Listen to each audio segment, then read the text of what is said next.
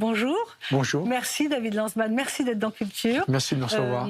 Vous signez Le Jour sauvage, sans l'article très important, vous allez nous dire pourquoi. Ouais, tout à fait.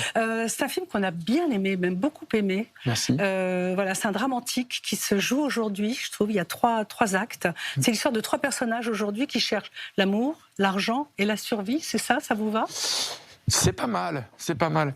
Oui, c'est en fait l'idée, c'était c'est en effet trois personnages qui se croisent pour raconter une histoire contemporaine. L'idée, c'était de photographier un peu notre société aujourd'hui. C'est pas forcément tout rose. Ce sont des personnages dont l'argent est un peu, j'ai envie de dire, ce qu'ils ont en commun. Ils ont tous cette quête de l'argent. Ils sont tous très solitaires et ce sont un peu les personnages marginaux classiques, on va dire, du film noir. À savoir, le trader un peu moins, mais le dealer et puis la prostituée, entre guillemets. Moi, je dis tout ça parce que, en fait, l'idée aussi, c'était de montrer qu'aujourd'hui, tous ces personnages ont un peu changé. Et le dealer qui était à l'époque un Scarface, ou la prostituée qui était... ils ne le sont plus, en fait, vraiment. Et l'habit ne fait plus le moine, et le trader, avant, qui était un héros, Michael Douglas, par exemple, est devenu, depuis la crise 2008, je crois qu'ils sont beaucoup moins aimés. Ouais. Donc il y a quelque chose qui a changé, et une banalisation aussi de choses qui à l'époque étaient...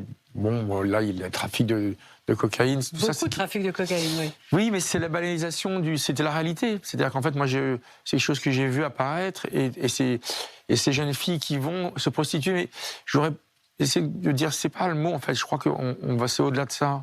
Oui, on a l'impression qu'ils font ça presque par hasard. Oui, c'est quelque chose de film noir, c'est exactement ça. Je trouve qu'il y a quelque chose de l'ordre de la destinée, du destin, qu'on ne maîtrise pas vraiment. Oui, c'est la société, en fait. Il faut... je crois qu'à un moment, on a la société, on l'a créée, et sans Internet, par exemple, cette jeune fille ne fait pas ça. Je veux dire, c'est une jeune fille d'une bonne famille. Et puis, il y a l'expérience.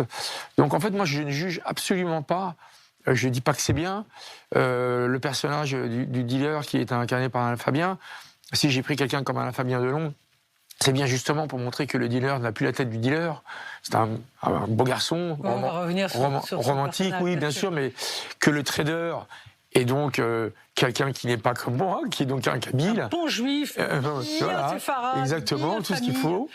Et donc, en fait, on tourne un peu tout cela, et la jeune fille qui se prostitue 2-3 fois, pour moi, ce n'est pas ça. Voilà, je tiens à le dire, c'est plus sociétal, quoi. Donc, c'est vraiment comment les marges ont changé. Oui. Et vous aimez les marginaux, c'est ça qui vous intéresse ? Moi, j'aime forcément. Je suis pas. Aller voir les super-héros, oui, ça peut m'amuser. Mais j'aime les fêlures, évidemment. J'aime le cinéma qui parle de la fêlure, les cinémas américains des années 70, forcément. Les Scarecrow et compagnie. Donc, évidemment que les marginaux, les films noirs, on s'attache à des gens qui... faut soi-même se positionner. Et j'aime bien, moi, au cinéma, qu'on me laisse la liberté de penser ce que j'ai envie de penser. Et ces personnages nous obligent à nous positionner.